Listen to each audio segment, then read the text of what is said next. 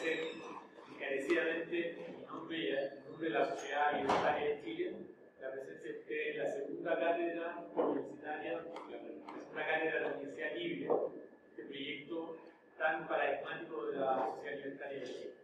Queremos agradecerle la presencia del primer libro que nos realizó la vez pasada, que fue una jornada bastante interesante.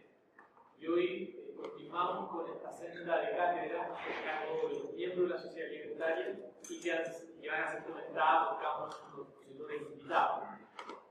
El día de hoy, primero quiero, antes de cualquier cosa, quiero agradecer a Javier Rosa por la colaboración prestada para la organización de este evento y la Fundación también apoyó en su organización. El tópico que nos convoca hoy es el respecto de la construcción política de la República. Sabemos que hemos tenido oportunidad de verificar que en el debate público se ha instalado la necesidad de discutir nuevamente el tema constitucional, sobre la necesidad del establecimiento de una nueva constitución y sus mecanismos respectivos. La idea del día de hoy de la cátedra, a cargo de don Renzo Giraldoni, es hacer una mirada liberal sobre la constitución política vigente en 1980. Y para esto también hemos invitado al profesor Felipe Pizarra, que comentará la exposición de Renzo, y obviamente después tendremos el espacio habitual para las preguntas y comentarios generales de parte de ustedes. Así que sin más, voy a presentar a nuestros expositores del día de hoy. Primero voy a comenzar con nuestro invitado, que comentará, como he dicho, la exposición de Renzo. A Felipe Pizarra, quien es administrador público de la Universidad de Chile. Actualmente es profesor de Historia del Pensamiento Político, Teoría de la Ciencia y de Evaluación de Programas del Instituto de Asuntos Públicos de la Universidad de Chile. Y a mi lado se encuentra don Renzo Giraldoni, que es ingeniero civil mecánico y miembro de la Sociedad Libertaria. Así que, bueno, Renzo. Hola.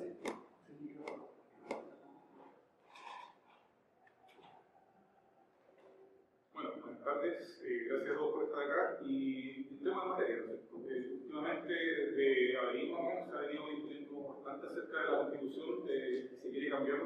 Incluso ahora hasta la crisis de teleserie llega a hablar sobre ella, así que vamos a hablar un poco más en serio sobre la Constitución.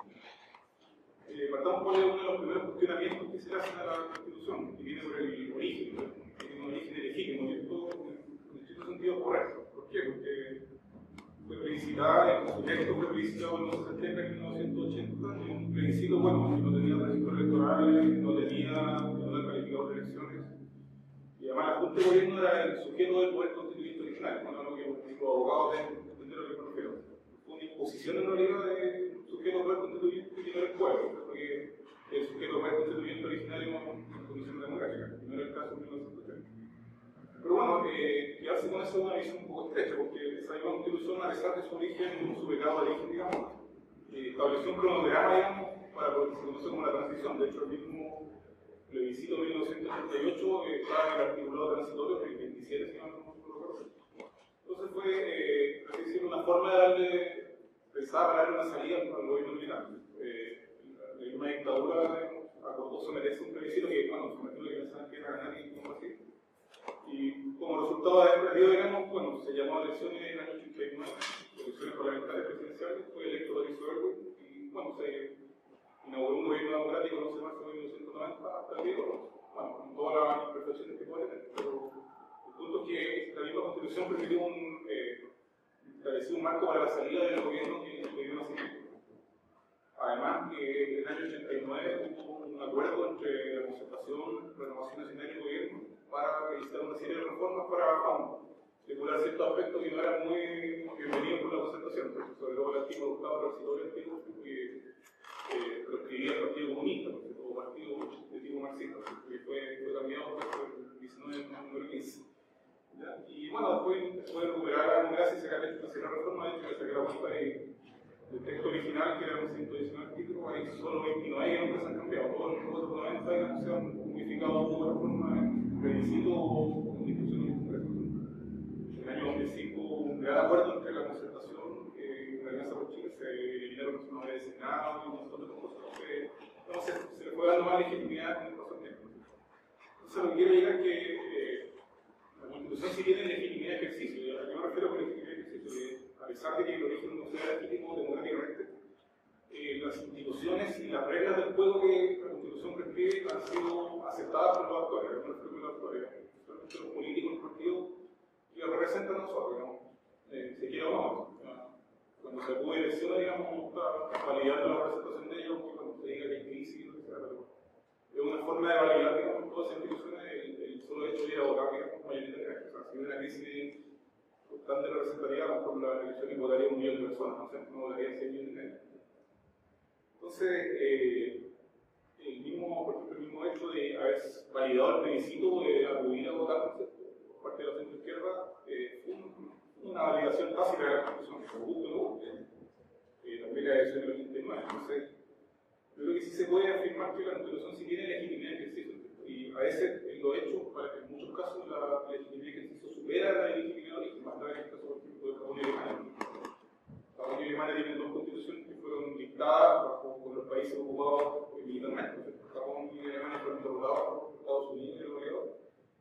Estaban ocupados y se le impusieron dos constituciones con un sujeto de gobierno constitucional que ni siquiera era poder, o sea, que era fuerza de gobierno extranjero. O sea, no puede haber un origen más ilegítimo que ese, según este momento. Entonces, bueno, se logra el político que los alemanes y los japoneses han querido cambiar sus constituciones, pero la han conservado, bueno, vean qué países son ahora como Alemania. Entonces, creo que no hay que ser tan idealista con esto del origen democrático. O sea, puede sonar muy bonito, pero bueno, la realidad, digamos, que no es siempre el caso. O sea, hay un buen trabajo que está haciendo un profesor de la Universidad de Chicago, Ron Lindsay, como en el CRC, y uno tiene algunos datos interesantes. Por ejemplo, más de la mitad del origen de las constituciones no han sido democráticas, han sido autoritarias. Y alrededor del 20% de las constituciones autoritarias, digamos, se han conservado en democracia. Entonces, yo lo que quiero decir es que, bueno, los datos son esos, no es que no es que encuentre que eso está ahí, ¿no? O que yo prefiero eso, pero bueno, así se han dado las cosas. Entonces, para rematar la idea, quiero citar un novelista francés, Balzac, que decía: detrás de cada gran fortuna hay un crimen. Entonces, si aceptamos la legitimidad de ejercicio, ya hay esta pregunta: ¿por qué las nuevas generaciones tienen que someterse a un acuerdo, a un pacto, a un contrato social que fue acordado por otros, independiente si es legítimo de origen o ejercicio? O sea, en el caso chileno, porque la gente que nació después de 1980 o 1990 o después del 2000 tiene que acatar, digamos, un orden que jamás le fue notificado. Uno nace, digamos, no le pregunta si quiere ser chileno, cumple los 18, tampoco le preguntan si quiere ser ciudadano del derecho a voto, simplemente se otorga esa característica. Entonces, en términos amplios, digamos, ¿quién nos obliga a cumplir una promesa que otros han hecho nosotros? Bueno, si se quisiera subsanar ese problema, digamos, de preguntar, habría que revisar constituciones todos los años, todos los meses, todos los días. Siempre, digamos, hay gente que ya cumple 18 años, digamos, todas las semanas. Entonces, si hubiera que validar eso, habría que preguntar siempre. Eso no es muy práctico, digamos, en pocos países pasa. A pesar de que hay constituciones que tienen vida corta, digamos, ninguna se va a estar revisando todos los días o todos los años. No es un caso muy práctico, que genera mucho interés. Basta ver Estados Unidos, que tiene más de 200 años ahí. Bueno, es un caso bastante. Entonces, si a nadie le preguntan si quiere ser chileno o ciudadano con derecho a voto, ¿por qué tiene que aceptarlo? ¿Por qué? Entonces, ¿qué es lo que se asume? Como a nadie se le pregunta expresamente, no puede haber consentimiento expreso, se asume un consentimiento tácito. El consentimiento tácito se puede equiparar, por así decirlo, a una evidencia por omisión. Como no me rebelo contra el Estado, se asume que lo estoy acatando el orden que maneja esto. Entonces, ¿por qué acatarlo? ¿Cuál es la pregunta? Bueno, pueden haber muchas razones. A lo mejor hay gente que le gustaría rebelarse, pero tiene miedo de que la castiguen y no quiere terminar en la cárcel, por subversivo. Puede haber gente que es apática, que no le interesa, digamos, que es como un pájaro en el espacio-tiempo, digamos, flotando, sin mayor preocupación, no le interesan ni las leyes, digamos. O puede ser que, digamos, las condiciones que prescriben el orden de la Constitución son funcionales, digamos, para algunas entidades incluso, digamos. Todos tenemos proyectos de vida, tenemos fines, queremos forma sí tiene que ver, digamos, no puede jugar a favor o en contra. Bueno, y pueden haber otras razones que no hay caso de especular acá, pero estoy especulando al menos sobre tres que me parecen más plausibles. Entonces, yo considero que es poco satisfactorio someterse a un orden por temor al castigo o la apatía. Hay que buscar una razón mejor. Y a mi juicio, una razón mejor para someterse es la funcionalidad que el orden jurídico tiene en lo que yo creo hacer como bien. Entonces, por ejemplo, en la Guerra Fría, por ejemplo, no es lo mismo una serie que ser en Estados Unidos que en la Unión Soviética. O ahora mismo, no es lo mismo una serie que ser en Corea del Norte, Corea del Sur, o en Cuba, en Venezuela, en Chile, en Australia, etc. Entonces, la idea que quiero llegar es que los intereses individuales son el fundamento último de la obligación y las promesas que otros han hecho. Yo me refiero con las promesas que otros han hecho, los pactos que otros han acordado antes nuestro, digamos, sea democrática o no democrática. Bueno, si vamos a hablar de los intereses individuales, conviene pasar a examinar el contenido o el texto de la Constitución. Bueno, las constituciones se pueden ordenar en dos partes, una parte que se le llama dogmática y otra parte que se llama orgánica. La parte dogmática define ciertos valores, principios fundamentales de la República, las garantías, los derechos, los deberes, y tiene un componente ideológico definido, o sea, no es neutro. La parte dogmática de la Constitución venezolana es distinta de la chilena, o de la de Estados Unidos. La parte orgánica define la forma jurídica del Estado, la forma de gobierno, presidencialismo, parlamentarismo, etc. Los órganos estatales, las relaciones entre ellos y las facultades de su órgano.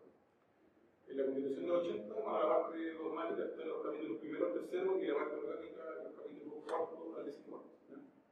Ahora vamos a hablar principalmente de lo que es la parte dogmática y brevemente la parte orgánica. Lo que es el dogmatismo en la Constitución del 80, digamos, vamos a analizarlo de lo que es la perspectiva liberal clásica, que se entiende la libertad como una interferencia del Estado o de terceros sobre la persona. Entonces, este análisis no es neutral ideológicamente, si un socialista o un fascista o un conservador o lo que sea lee la parte dogmática, a lo mejor no va a ser el mismo juicio de valor si no lee un liberal o un anarquista o lo que sea. La ideología, digamos, importa, digamos, en el juicio de valor humano.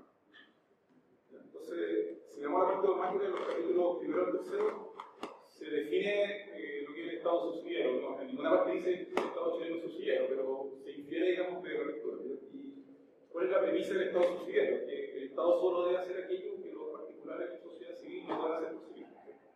Para los particulares de la sociedad civil tienen la iniciativa, pero en aquellas actividades que no se desarrollan, el Estado puede asumir esa carga. Eso es el Estado subsidiario. O sea, para que no caiga, digamos, en eso de esas consignas que dicen que Chile es un Estado neoliberal, es un completo, no tiene ninguna seriedad conceptual ni intelectual, que correcto hablar del Estado subsidiario. Entonces, dentro de los tipos de Estado hay dos familias, por así decirlo: el Estado liberal de derecho y el Estado social de derecho. El Estado liberal de derecho se caracteriza porque cumple muy pocas funciones, como garantizar la seguridad interior, en el caso chileno con la policía y carabineros, la seguridad interna con las Fuerzas Armadas. Se garantizan los derechos de propiedad que tienen mucha importancia, el cumplimiento de los contratos, el poder judicial, la igualdad de la ley y en general los derechos y las libertades son de tipo civil, no de primera generación. El derecho de propiedad tiene la única limitación sobre los impuestos, el Estado a pesar de que es muy chico, hay que mantener hay que pagarle a los funcionarios, a los jueces, a la policía, pero bueno, como por la desgracia de los anarquistas, a pesar de que el Estado sea muy chico, hay que mantenerlo y hay que cobrar impuestos para pagar eso, ¿no? Pero es muy bajo. La excepción fiscal en general es baja, mucho más baja de lo que conocemos en el Estado chileno. Entonces, este tipo de Estado se le suele llamar minarquista, digamos, y tiene una justificación moral, digamos, discutida por un filósofo político, Robert Nozick, un libro de aquí en Estados Unidos, que se puede encontrar en algunas librerías, en las medallas de Estados Unidos. Y el ideal de ese Estado, digamos, lo define Nozick como el Estado mínimo, es el Estado más extenso que se puede justificar. Esa es su, pues, es la frase que describe su libertad. Y una característica importante es que el Estado está muy separado o muy bien diferenciado de la sociedad civil, ¿no? Es importante entender que la sociedad civil y el Estado no son lo mismo, no deberían ser lo mismo. Por otra parte está el Estado social de derecho, que es muy distinto al Estado liberal, porque cumple muchas funciones, ¿no? Y cumple tantas funciones que llega a asumir un rol de configurador, por así decirlo, del orden social o de la sociedad civil, y se confunde cuando la separación tiende casi a desaparecer, digamos, ya no hay nacionalidad y que prácticamente lo mismo. Entonces, además de garantizar la igualdad de la ley y los libertades y derechos civiles, se garantizan una serie de derechos sociales que son características de los estados sociales.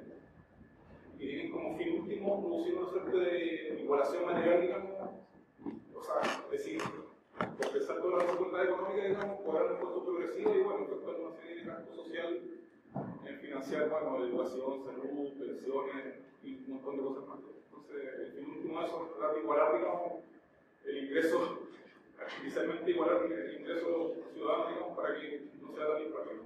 De hecho, el índice de Gini de esos países suele ser muy bajo, ¿no? Bueno, este rol redistribuidor del Estado se puede asemejar a un personaje de la mitología griega que se llama Procusto. Procusto era un ladrón que tenía un lecho. Y desde ese lecho todo, gente que era muy alta, digamos, le cercenaba las piernas, cortaba para que encajaran en ese lecho. Y a los que eran muy bajos les tiraba las piernas con un mecanismo para hacerlos encajar. De forma que todos quedaran con la misma estatura. Eso es más o menos lo que hace el Estado social, pero con la red. En el Estado social la comunidad privada está muy limitada, ¿no? Porque tiene una función social que puede estar subordinada a un bien común. Y el Estado puede ser empresario. El Estado de empresa puede conferir propiedad o puede monopolizar algún área de la economía, ¿no? Cualquiera. Y bueno, la economía en general está muy regulada y sujeta al control del Estado. Incluso tiene caída que es la planificación central, ya que bueno, después de la caída de la Unión Soviética, el socialismo real ya fue una idea obsoleta, pero bueno. En Venezuela todavía están tratando de jugar con eso. En Chile intentamos con Luque, con los resultados que ya son conocidos. Y bueno, en todo caso, en Santiago, un ejemplo de planificación central a menor escala, bueno, ya todo el mundo funciona. Son muy buenos medicamentos. Entonces, si digamos lo que es el Estado subsidiario, se puede entender como un caso intermedio, una solución de compromiso entre el Estado liberal y el Estado social. ¿Por qué? Porque los privados de la sociedad civil tienen la iniciativa, pero en aquello que no hacen, el Estado puede subir esa carencia. En el Estado liberal, la sociedad civil hace todo, el Estado no hace prácticamente nada. En el Estado social, los privados hacen muy poco, o pueden llegar a hacer muy poco, y el Estado puede llegar a hacer todo. Lo interesante es que en el caso chileno, el Estado subsidiario se acerca más a un Estado liberal de derecho que a un Estado social. Y ahora voy a explicar por qué. Si vamos al artículo primero, bueno, ahí se define lo que es el subsidiario, principalmente los incisos tercero y cuarto, y en ese mismo artículo hay dos sentencias dogmáticas que se pueden identificar como sentencias liberales. Como dice, las personas nacen libres y el Estado está al servicio de la persona humana. ¿Ya? Pero lo más importante es lo que es el artículo 19. ¿Ya? El artículo 19 que define todos los derechos y libertades de las personas garantizados por el Estado. Y bueno, no lo voy a enumerar desde a uno porque sería un poco largo, digamos, la gente que incluye derechos ya lo debe conocer todo. Y bueno, la pelota, digamos, se puede subir, lo vamos a subir, se pueden examinar también. Lo que pasa es que si lo enumero a uno va a ser un poco largo, ya, pero... Bueno, no lo voy a enumerar de uno porque a pesar de que no lo estudian de derecho sería un poco largo, ¿ya? Así que lo que quiero llegar es que en el fondo los libertades y los derechos que se garantizan son libertades civiles, digamos, como derechos civiles de primera generación. Y esos derechos y libertades civiles son compatibles con un Estado mínimo, ¿ya? Con la fuerza, digamos, de la policía de la fuerza pública se puede dar garantía a muchas de esas libertades y derechos. Son distintos a los derechos sociales. El único derecho social que reconoce la Constitución actual es el derecho a la educación escolar. Y no hay ningún otro derecho social reconocido. El acento está puesto en libertad y derechos civiles, no en derechos sociales. Hay uno solo que se reconoce que se puede interpretar como una concesión menor. Y bueno, además está lo que es el recurso de elección, que el artículo 20, que es una forma de recurrir a la Corte de Apelaciones cuando uno siente que sus derechos están siendo vulnerados y bueno, quiere reclamar, digamos, del Estado para que, bueno, le garantice, digamos, el cumplimiento de sus derechos, digamos, porque se pueden estar siendo pasados ya por terceros. Bueno, hay una crítica que yo tengo, muy grande a lo que el artículo 19, que hay varias libertades y derechos que lo restringen en función de la moral, que es una fórmula bastante ambigua y confusa. Yo creo que una fórmula más liberal de evitarlo es los daños a las libertades y derechos terceros, que bueno, tienen su raíz, ¿no?, en el principio del daño de John Stuart Mill, filósofo inglés. Y lo que decía Stuart Mill básicamente es que era válido o correspondía ejercer la fuerza sobre alguien para evitar que causara daño al tercero. ¿Qué se entiende por daño tercero? Según Stuart Mill, él hablaba precisamente el daño que se hizo un pequeño a los derechos de terceros. Entonces, para reflejar un ejemplo, por ejemplo, si la gente que está aquí se reúne y sale a tomarse la calle de uno, bueno, va a estar incluyendo la libre circulación de los peatones y los políticos. Es un atropello a una libertad de tercero, de desplazarse libremente en todo el. Pero, por ejemplo, si alguien de aquí o muchos salieron desnudos a la calle, bueno, eso no afecta ninguna libertad ni ningún derecho de nadie. Puede que a gente le provoque asco, no sé, pero no hay ninguna libertad ni derecho que esté reconociendo ninguna parte que esté siendo afectado. Lo mismo si alguien sale a consumir droga, es un ejemplo. No digo que hay que tener esto. Bueno, otra limitación que yo creo que debe ser hincapié es la libertad de enseñanza, que según yo está muy mal definida, porque en el fondo la libertad de enseñanza en Chile se entiende solamente como libertad de la línea en dichos colegios. Es una cosa bastante pobre, o sea, basta ver las bases curriculares del Ministerio de Educación o si quieren googlear bien, vean currículum en línea en Edu, y bueno, ahí van a ver todos los planes de estudio desde primero básico hasta cuarto medio, con lujo de detalles. Entonces, yo creo que cuando sale la libertad de enseñanza en el fondo es mentira, ¿no es cierto? O sea, si la libertad de enseñanza no existiría las bases curriculares, no existiría los contenidos mínimos obligatorios. La escuela haría sus planes a su gusto, digamos, y el Estado no estaría metido. O sea, el Estado, con suerte, financiaría con voucher, siempre. Entonces, la gente que habla de libertad de enseñanza, yo creo que miente o, bueno, idealiza lo que no es o habla de la ignorancia. Creo que en eso están equivocados, no hay libertad de enseñanza. Otra limitación que yo tengo una crítica a la libertad de expresión, que el Consejo Nacional de Televisión y la calificación cinematográfica, que yo creo que no deberían existir. Yo preferiría que existieran, porque no tienen mucho sentido que existan. Y bueno, por otro lado, exigir cotizaciones obligatorias para acceder a la seguridad social y a la salud, creo que la tienen que estudiar. Vamos ahora a lo que son los límites al poder, ¿no es cierto? Los límites del poder, bueno, hay varios. En el artículo 5, digamos, hay una separación entre lo que es la democracia y el liberalismo, porque dice que, cito textual, el ejercicio de la soberanía reconoce como limitación el respeto a los derechos esenciales que emanan de la naturaleza humana. Bueno, no discutir qué es la naturaleza humana y cuáles derechos emanan de ahí, pero lo importante es que hay una limitación al juego democrático, porque ahí se supone que hay cuestiones que son privacidad del individuo que deben quedar fuera de la deliberación democrática y las votaciones que hace los senadores y diputados. Después tenemos el principio de legalidad en el artículo 7, que en el fondo lo que quiere decir es que nadie está por sobre la ley, ni el presidente, ni nosotros, ni los diputados, ni los jueces, ni los senadores, ni ningún funcionario. Nadie está por sobre la ley. Estas dos limitaciones al poder político, digamos, en contenido que son importantes. Después, si vamos al artículo 19, hay otras limitaciones. Por ejemplo, en el numeral 12 se limita la propiedad de la del Estado de los medios de comunicación. Si el doctor dice, la ley en ningún caso podrá establecer un monopolio total sobre los medios de comunicación social. Esto es una base muy buena comparado con la Constitución de 1925. La Constitución de 1925 solamente el Estado o las universidades podían administrar penales. Ahora cualquier privado lo puede hacer con pantalla de hecho, con la Constitución de 1995, Luxich no habría podido comprar canales. No se lo habría permitido la Constitución. Lo ocurrió. Entonces, sería bueno ir más allá y simplemente poner una cláusula que diga que el Estado no puede tener ningún medio de comunicación. O sea, la nación, el Estado simplemente no puede tener ningún medio porque puede venir un gobierno turno que no instrumentalice su favor. Ese peligro. Y bueno, hasta ver lo que era la nación en el gobierno de la concentración. Hay otra limitación que es la actividad empresarial del Estado. En el numeral 21 del artículo 19, que en el fondo dice que para el Estado, para crear alguna empresa o participar en alguna, tiene que haber una ley de quórum calificado que lo autorice.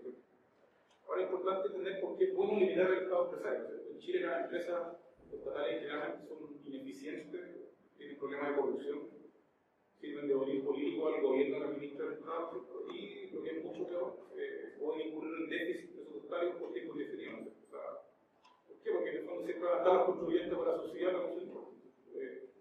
Una empresa privada no puede vivir por el contrario. El dueño no tiene que cortar su bolsillo, salvo que sea, no sé, un multimillonario como Rockefeller o, no sé, Carlos Slim. Pero un propietario, digamos, normalmente, si su empresa corre pérdida, bueno, llega un momento en que quiebra y tiene que asumir la pérdida totalmente, o los accionistas. La empresa del Estado no quiere, simplemente las pide subsidiadas, como es el ejemplo del API, pero bueno, en un Estado. Son dos ejemplos bastante buenos. Además, las empresas estatales no tienen incentivo incentivos para perseguir fines de lucro como la privada, ¿cierto? Bueno, comparen a poder con las entidades privadas, no persiguen fines de lucro de la misma forma, ¿cierto? Para otra cosa, para aportar al presupuesto de la nación. Y además el hecho de que el soberano sea el dueño tiene algunos problemas, ¿cierto?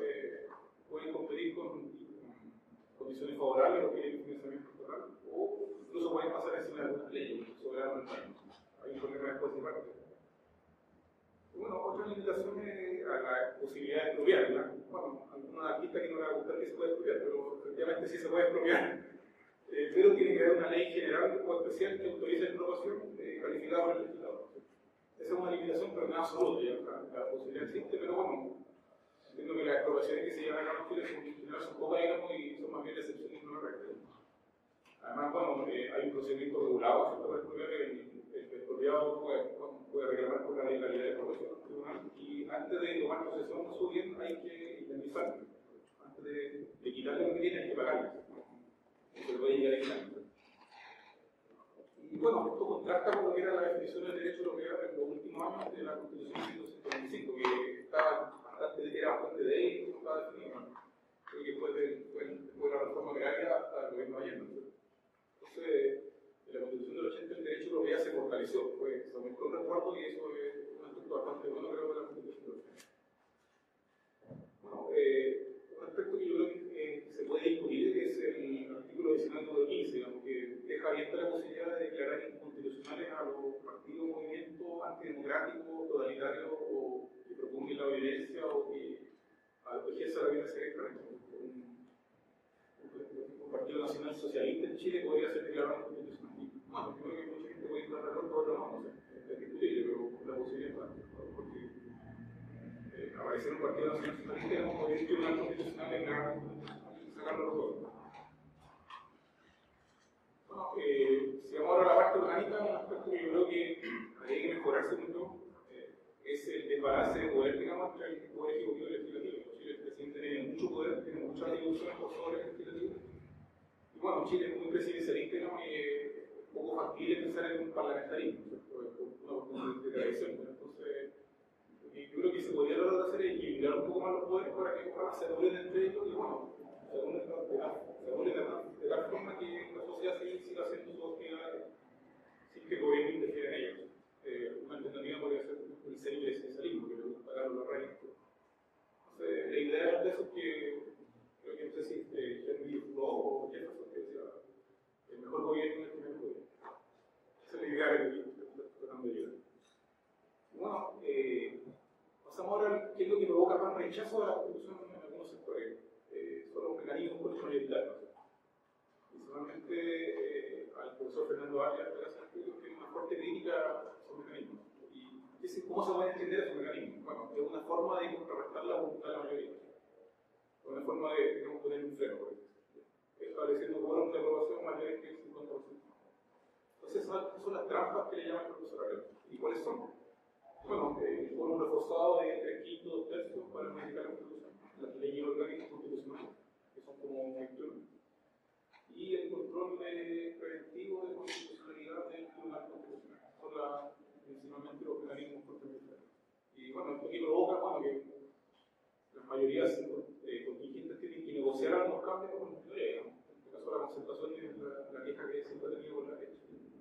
Pero bueno, también hay una etapa en que la concertación siempre habla de la educación, que apenas una ley orgánica, ¿no? Y toda la obra, digamos, se la examina, bueno, hay motivos por los que uno podría pensar que es bueno que sean contabilidad. La educación de alumnos, por ejemplo, que el Banco Central, o que el ICER, o que el Tribunal Constitucional. Hay ciertos organismos que es bueno que estén protegidos, digamos, de la mayoría por ejemplo. Entonces, me interesa entender por qué son necesarios los mecanismos contraprioritarios. Bueno, hay un libro del CEP, el Centro de Estudios Públicos de Lucas Sierra, y otro que se llama Frente a la Mayoría. Y ellos se preguntan por qué la Comisión Artusa estableció estos mecanismos, que no existían antes en Chile. Hasta el golpe del 73, todo en Chile se cambiaba por 50% más uno por mayoría de 100%. Pero la Comisión Artusa, que era un grupo de juristas, de élite, llamados por este gobierno para redactar un anteproyecto, decidió que había que ponerle cierto freno a la mayoría. Entonces, cito textual, en la Comisión Artusa se respira una idea de confianza hacia la voluntad democrática, manifestada en todas las mayorías. Esa esa voluntad se asumió cambiante, caprichosa y voluble. Ahora, ¿está bien asumido? Ya. Desde el año 2011, digamos, han sucedido una serie de marchas, de protestas, que gente que dice que hay que cambiarlo todo, que hay que botar todo abajo, que refundar Chile, ¿no es cierto?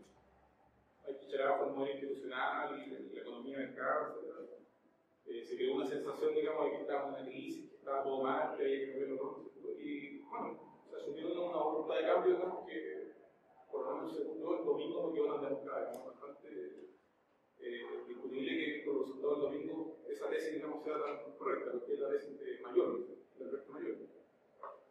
Bueno, aparecieron una serie de encuestas que decían que la población apoyaba a las demás, etc. Bueno, sin preocuparse mucho por la racionalidad de las demás, ¿no? Simplemente la encuesta preguntan sí o no, me lo preguntan por qué. Entonces, la encuesta no se puso valor, ¿no? ¿Está de acuerdo o no? ¿Sí o no? Bueno, después el porcentaje de población no va cambiando, así que. Pero la última encuesta SER, por ejemplo, más del 70% dice que está a favor de la educación universitaria gratuita para todos y renacionalizar el poder. Entonces hay que preguntarse, ¿el hecho de que una mayoría tenga una preferencia hace que la preferencia sea más justa, mejor? No necesariamente, ¿no? A veces las mayorías pueden tener preferencias perniciosas. El carácter mayoritario de la preferencia no dice mucho de sus méritos o sus méritos, eso se tiene que discutir, deliberar, ponderar. Se supone que para eso es el debate parlamentario, por algo las leyes de Congreso se discuten, se debaten antes de proseguir a votar. Se supone que esa es la idea del debate parlamentario, o sea, mejorar las propuestas, que no llegar y votar cualquier cosa. Basta ver, por ejemplo, el caso de la famosa ley Lenin, porque es como un accidente muy dramático, ¿cierto? Y bueno, se presentó un proyecto de ley, digamos, bastante draconiano, digamos, para hacerse cargo de toda la gente que conduce bajo la efecto de alcohol. Bueno, afortunadamente esa ley ha sido rechazada. Otra vez, no sé, aparece algún escándalo en los medios de comunicación y bueno, los diputados y senadores presentan un proyecto de ley para responder a eso. Que no sé, ellos tienen que hacerse cargo de esa indignación que hay presentando proyectos de ley para darle gusto a los clamores populares. Entonces yo creo que no es incorrecto asumir que en Chile la mayoría son cambiantes, caprichosos y volubles. Basta ver lo que pasó en 2011, que antes no había ningún indicio que permitiera predecir. En 2009 se venía saliendo una crisis internacional, no fue una cosa internacional. Fue elegido un presidente de derecha, cuando vino el mercado minero, la popularidad de Piñera estaba volando. Y de pronto de la noche a la mañana, no sé, parece como que estaba todo mal. También es que lo que pasó a Bachelet, Bachelet empezó su gobierno con mayoría de diputados y senadores, después al año del medio hubo una serie de peleas entre los partidos de la concertación, renunció Saldía a la DC, se fueron el sector colorido de la DC, se fue el partido, renunció Fernando Flores al PPD y Bachelet quedó con minoría. Bueno, en parte por eso le escribieron a Yanda Roja. Entonces, Bachelet empezó con mayoría y terminó con minoría. Entonces, para que vean que la mayoría sí puede ser cambiante, no es incorrecto asumir que asumir que sí puede ser así, eso empíricamente a veces se puede notar. Entonces, esto nos lleva a discutir sobre los límites del poder. La revisión ideal clásica propone generar y limitar el poder político y fragmentar la idea de la separación de poderes y el constitucionalismo. De hecho, la idea de separación de poderes fue enunciada por John Locke en el segundo tratado de gobierno civil antes que Montesquieu. Entonces, necesito citar a Lord Acton, el poder corrompe y el poder absoluto corrompe absolutamente. Y ejemplos de ello hay en la historia, ¿no? ¿Cuántas veces Venezuela? Venezuela no es el único ejemplo, hay otros más en la historia. Entonces yo creo que los mecanismos contra militares se justifican, no es un capricho, digamos, ponerle freno a la mayoría de algunos partidos. Ahora, otra cosa es cuáles son los mecanismos y cómo operan, pero en abstracto, la idea de los mecanismos contra militares tiene una justificación. El profesor Arias lo que propone en parte, cuando yo lo escuchaba, es volver a la Constitución de 1945, que se podía cambiar por 50% más uno, bueno, y ya al arbitrio de la mayoría de turnos. Podría ser un péndulo, digamos, que si le vuelve a otro, es la mayoría. Entonces, bueno, además propone eliminar todas las leyes orgánicas y todo el cuerpo jurídico sea ley simple, hasta la Constitución, que se cambie por 50% más uno, que se cambie por mayoría simple de los diputados y senadores presentes de la sala. Entonces, bajo ese esquema, ¿no es cierto? Cualquier principio, cualquier derecho, cualquier norma de la Constitución se cambia por mayoría de la representación. Y bueno, después puede venir otra vez la cambio de ley y así. Ser un juego pendular, digamos, que va a depender de los sentimientos, digamos, del momento. Entonces, si se quiere que la Constitución sea tan flexible, digamos, y que sea casi igual que la ley común ¿para qué existe la Constitución? O sea, si se supone que es un pacto político fundamental que limite el poder, resguarda derechos de la minoría o de los individuos, ¿para qué la tenemos si se puede cambiar por supuesto? También que es una herramienta que no limita el poder porque resguarda los derechos de la minoría y el individuo se puede cambiar por una mayoría circunstancial, así lo tiene. No tener mucha confianza en la democracia. ¿La democracia es un fin en sí mismo o es una forma de gobierno de distintas diferencias? Veamos, por ejemplo, qué podría pasar con algunas leyes orgánicas, por ejemplo, la de votación excluyente, que define todos los distritos electorales. Una mayoría como senador o diputado podría venir y remojar todo el titulaje para acomodarlo a su preferencia, digamos, a su electorado, para cuando la próxima elección así obtener una mayoría más significativa y perpetuarse. O en el caso del Banco Central, que otra ley orgánica. ¿Qué pasaría si un gobierno, digamos, echa abajo la autonomía del Banco Central y lo usa para emitir billetes orgánicamente? Que era lo que hizo Allende, ¿no? Allende usaba el Banco Central para imprimir billetes, digamos, para financiar el gasto público, para subir sueldos, porque el Banco Central no era autónomo. Entonces, no podía hacer una campaña de terror. Alguna gente la decía, dijo que era un loco. El problema de Chile, la autonomía del Banco Central se mantuviera. O sea, durante los 20 años de la concertación hubo un consenso en la autonomía del Banco Central. Y bueno, el hecho de que hay gente que diga que un loco que se mantenga, bueno, algo nos dice. Entonces, yo simplemente estoy constatando que el poder se puede volver arbitrario. Entonces, si se puede volver arbitrario, hay que tratar de frenar, no dar un cheque en blanco. Entonces, si me dicen, me preguntan si hay que ponerle límite al poder, si hay que desconfiar de esto, por supuesto que hay que desconfiar del poder. Todo lo que se pueda. Tampoco hay que ponerle una camisa de fuerza, digamos, que no pueda hacer nada, porque eso también, ese exceso de rigidez puede traer problemas, puede traer revolución incluso, pero hay que siempre desconfiar y tirar por el otro. Entonces, esto me lleva a otra discusión. ¿Qué decisiones es válido que se tomen por regla de la mayoría?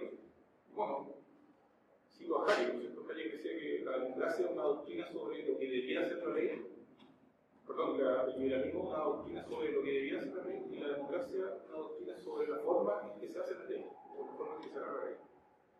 Entonces, una respuesta podríamos verla en el artículo 5 de la Constitución, que limita el juego democrático para que no se llevar ciertos derechos esenciales que emanan de la naturaleza humana. Entonces, yo me preguntaría, por ejemplo, si es válido que se someta a votación de mayoría la resolución de devolución de órganos por defecto, si tú me lo preguntas. O la sindicalización automática, que creo que va a ser para los gente. O sea, si ahí uno lo resuelve afiliado a un sindicato, sin preguntarle si está trabajando. Entonces, es válido que una mayoría pueda presuponer voluntades individuales de los mismos individuos. O sea, la voluntad individual es algo privado, no pertenece a la esfera de cada uno. Entonces, es muy discutible que una votación pueda pasar ya. Así que va a ser un diagnóstico. Creo que ninguna decisión que afecte la autonomía individual o los derechos y las libertades individuales puede quedar al arbitrio de las votaciones de la mayoría de los. Entonces, con esa lógica, por ejemplo, la ley de donante de órganos por defecto no podría ser votada, no debería existir, tampoco la sindicalización automática, ¿no? Porque no hay nada que quiera ser donante. La persona que quiere ser donante es donante porque quiere, y si quiere afiliar un sindicato se afiliar un sindicato, pero no hay ninguna razón de que se deba presuponer que él quiere hacer eso. Entonces, yo creo que lo que correspondería a mi juicio es fortalecer la libertad y los derechos individuales y dejarlo fuera de la deliberación democrática. No es que esté en contra de la democracia en abstracto, pero creo que hay ciertas materias que simplemente no deberían ser sometidas a votación por ningún motivo. Estoy un poco más allá de la limitación del artículo 5. Creo que la democracia debería limitarse a decisiones como, por ejemplo, aprobar tratados libre de comercio, subir o bajar aranceles de aduaneros, modificar las concesiones de autopistas, etc. Ese tipo de cosas. Pero nada que pase allá de la autonomía de los individuos debería ser pasado. Entonces, bueno, como conclusión, yo diría que la Constitución actual es buena, digamos, es totalmente buena porque deja espacios de libertad, de ausencia de interferencia, deja a las personas desarrollar su proyecto de vida, hacer lo que ellas quieren con sus medios, perseguir sus fines. ¿Ya? Y bueno, si preciso esto, hay aspectos que yo creo que deberían mejorarse, ¿no? Como lo mencioné. ¿Ya? Pero la razón, digamos, para cambiarla incluso es muy distinta a la que tomamos en la izquierda, ¿no? Que quiere ir un Estado social, algo lo contrario de lo que hay hasta ahora. Si hay una razón para cambiarlo incluso debería ser una constitución con más libertad, con más derechos civiles, y libertades civiles más fuertes, y sin derechos sociales que adquiridos sin mediar pacto entre los involucrantes. Creo que sería bueno una constitución con menos Estado y con más sociedad civil. Muchas gracias.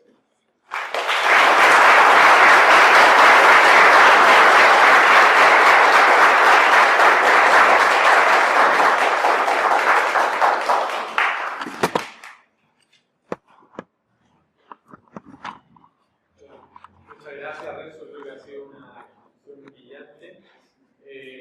Debo destacar que a nombre de la Sociedad Alimentaria estamos muy orgullosos de presentar este ejercicio que es un poco provocativo, porque Renzo no es jurista y venimos a presentar la visión de un liberal que no es jurista para tratar de sustraer esta especie de encapsulamiento del debate constitucional entre puros abogados. Me parece que es digno de nota y de mérito para Renzo, que yo creo que merece otro aplauso porque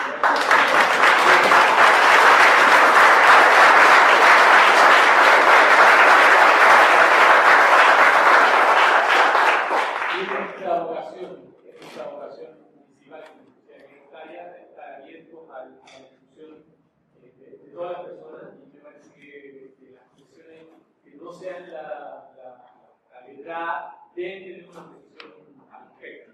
Eso por una parte.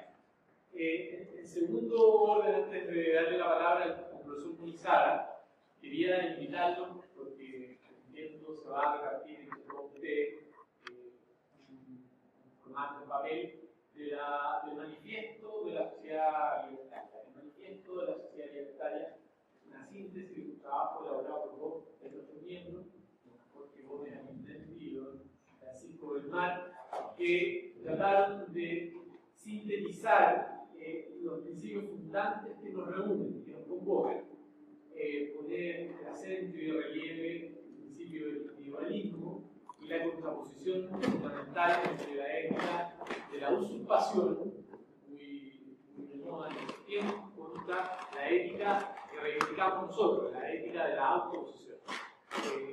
Un esfuerzo que ha sido refrendado por un plenario de la sociedad libertaria en una oportunidad en donde estábamos vendiendo mucho abajo, así que más allá de que se va a llegar el manifiesto que son ustedes, está disponible en su versión online, digamos, en la página de la sociedad libertaria, que entiendo si puede conseguir el proceso de sociedad libertaria, es la dirección.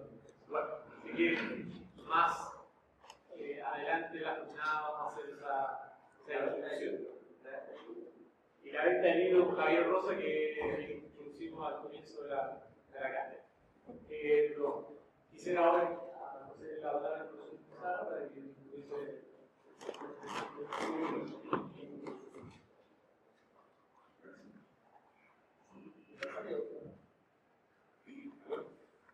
Muy bien.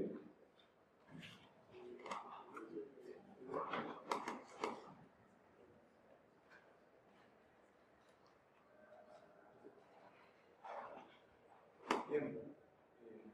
Primero que todo decir que yo tampoco soy abogado.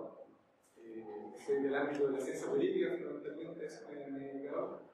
Y decir también que me es difícil hacer un contrapunto a Renzo, porque concuerdo en parte importante de los puntos que expuso.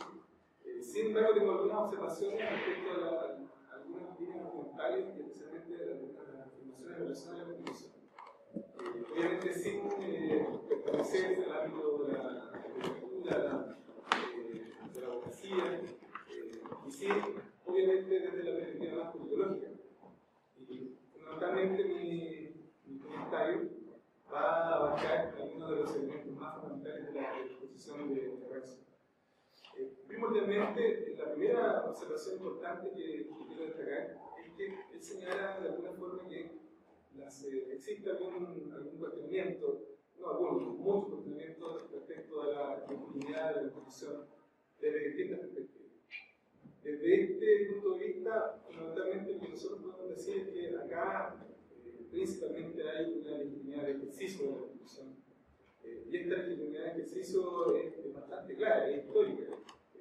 ustedes recuerdan, en los años 80, una de las grandes discusiones de los dos, del conglomerado político que hoy día se llama concertación o nueva algo, ¿no?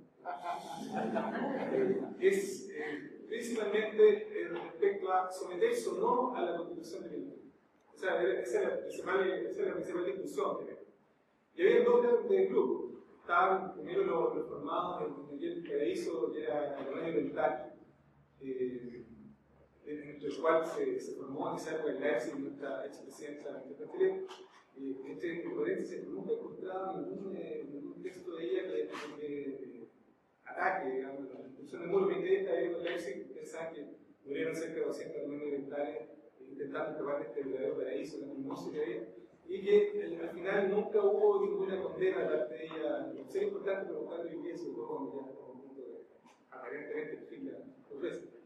Bueno, pero viendo un poco lo que estábamos conversando recién, es importante centrarse en ese punto, porque la discusión que tuvo la actual constitución en esa época fue precisamente legitimar o no la constitución de 1990. Y si ustedes se dan cuenta, el Partido Comunista y una facción casi armada, digamos, no sé qué tan armada, pero armada por lo menos, del Partido Socialista, optaron por la sublevación de la insurrección popular.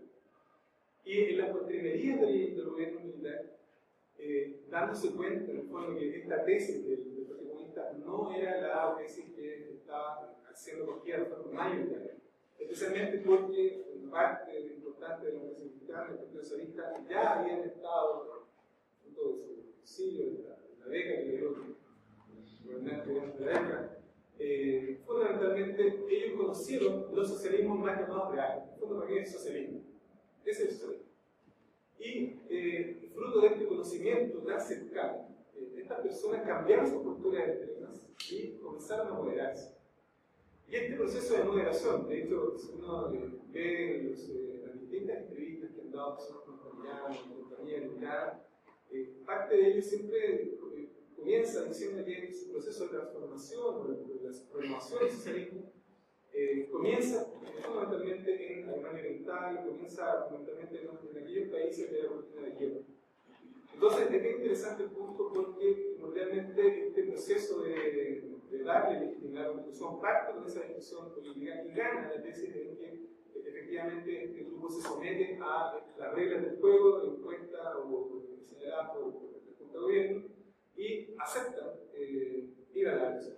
Ustedes saben que en ese proceso, en el año 38, el plebiscito, luego tenemos 54 reformas, donde una parte también, incluso de la derecha, está en contra de la votar, digamos, nulo o no a la reforma.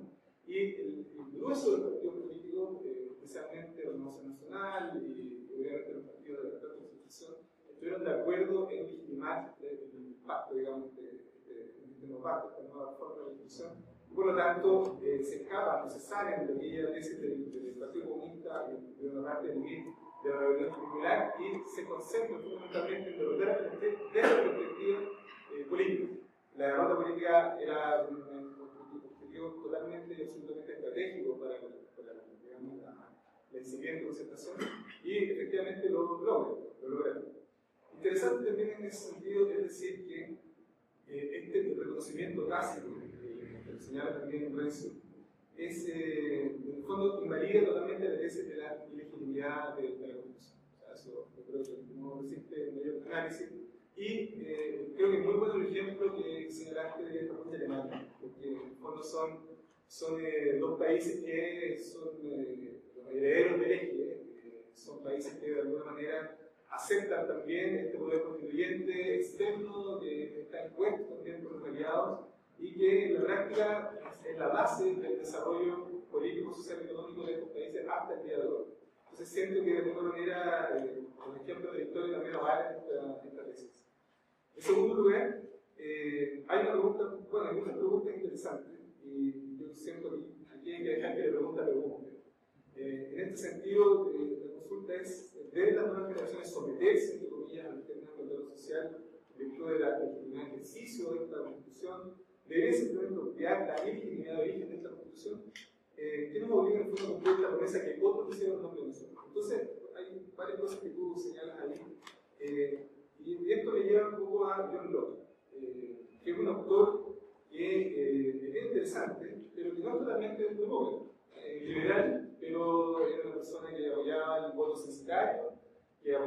estaba el voto de los aristócratas en contra de aquellos que eran los desposeídos. Era parte del partido Whig, que era el partido que estaba obviamente contrario a la tesis absolutista fundamentada por Hobbes en aquella época. Entonces, ¿qué nos dice Locke en este respecto? Locke nos dice que, desde la perspectiva particular, él plantea que existen dos pactos. Existe un pacto social, por una parte, porque en el fondo todos necesitamos de otras personas, necesitamos de otros individuos, y este pacto social siempre antecede al Estado. Pero él también dice algo muy cierto. Dice que los individuos no totalmente buscan someterse a este pacto social porque algunos de los individuos van a querer banalizar la propiedad de otro, banalizar la vida de otro, banalizar la libertad de otro. Por lo tanto, este pacto social original no es suficiente. Y por lo tanto, esto genera otro pacto, que es el pacto político. Y este pacto político lo denomina trust, que es confianza. Entonces, desde el punto de vista estrictamente contractualista, lo que hace John Locke es diferenciar un pacto original, un pacto originario, desde la perspectiva social, y un pacto de confianza, donde, y esto es lo interesante de Locke, el pueblo, en el fondo, le entrega un mandato al soberano, pero este soberano, cuando de alguna manera no cumple los objetivos de este encargo, el pueblo vuelve el poder al pueblo, y el pueblo puede de esta forma rebelarse, dado que existe un poder de ejercicio de carácter absoluto. Entonces, en este sentido es interesante porque desde la perspectiva estrictamente politológica, este cuestionamiento de la ilegitimidad de la institución, si uno analiza la perspectiva lockeana, que es la diferenciación entre el pacto social y este pacto político, en nuestro país, en el momento que existe esta aprobación tácita de parte de las nuevas generaciones y específicamente de los partidos políticos que aceptan en su urgencia la regla de la Constitución, de alguna manera estamos ante lo que señala Locke, en el sentido que existe un pacto social previo y existe un pacto político dado por la confianza que se da hacia la autoridad política legítimamente establecida. Por lo tanto, creo que por esa segunda razón tampoco podemos hablar de una legitimidad de la Constitución. En tercer lugar, y aquí viene la parte más interesante, que yo considero que es una parte medular de la Constitución, se señala desde el punto de vista de la dogmática, del contenido dogmático de la Constitución. Y en el fondo se contraponen dos tipos de Estado: el Estado liberal, por una parte, y el Estado social de derecho. Y se nombra a un autor que a mí me fascina, que debería ser obligatorio, voluntario, perdón por el horror. Es un autor que realmente es muy interesante, porque tiene una claridad bastante profunda en relación a la limitación del poder del Estado. Y especialmente cuando se considera Robert Nozick el pensamiento central de Robert Nozick es el minarquismo. Robert Nozick apunta a un Estado ultramínimo, que es un Estado, en el fondo, muy también centrado en Locke, que garantiza algunos elementos esenciales de la vida social. Y estos elementos esenciales especialmente están enfocados en el tema de la seguridad individual. Él hace toda una argumentación respecto a por qué debiera surgir un Estado de esta forma. Y uno empieza a recordar este Estado hobbesiano, donde el hombre incluso, donde el hombre es el lobo del hombre, donde todos estamos en una guerra permanente, con las armas aceptadas, todos asesinan unos a otros. Y esa es la fundamentación de Hobbes para la existencia del Estado. Nozick también se instala en argumentar diciendo que, en el fondo, la necesidad de la existencia de un Estado es precisamente garantizar, entre otras cosas, la vida de la libertad de la propiedad, especialmente desde la perspectiva de la seguridad individual. O sea, yo, para poder existir, necesariamente tengo que entregar una parte de este deber voluntariamente a otras personas y crear un pacto político que va a defenderme también de aquellos agresores, que voy a hablar enseguida de esto, que no buscan someterse a las mismas reglas que yo busco someterme dentro de este pacto social. Entonces, en este sentido, sigue después argumentando en relación a cómo se configura el Estado social. Y se entiende, en este caso, cuando se habla también del Estado social, de derecho, entendiendo que aquel que tiene una multiplicidad de funciones, configurando, planificando, dirigiendo la sociedad civil. Y acá es interesante porque se establece una tesis que yo sostengo efectivamente, incluso es correcta, en el sentido de pensar que el Estado subsidiario es una suerte de solución de compromiso. Y efectivamente, el Estado subsidiario da para todo.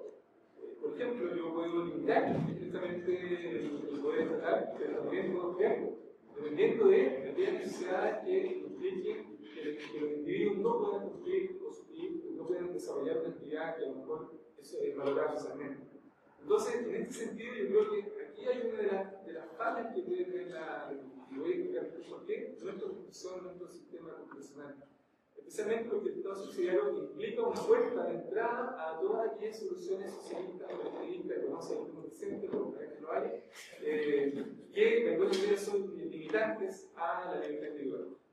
En este sentido, por ejemplo, cuando se señala esta visión del Estado subsidiario, viene a mi mente el denominado axioma de no agresión, y es uno de los axiomas que los libertarios modernos, especialmente Rothbard, incluso algunos antiguos como Alexander Spooner o Benjamin Tucker, son, que han desarrollado fundamentalmente desde la perspectiva del señalando lo siguiente.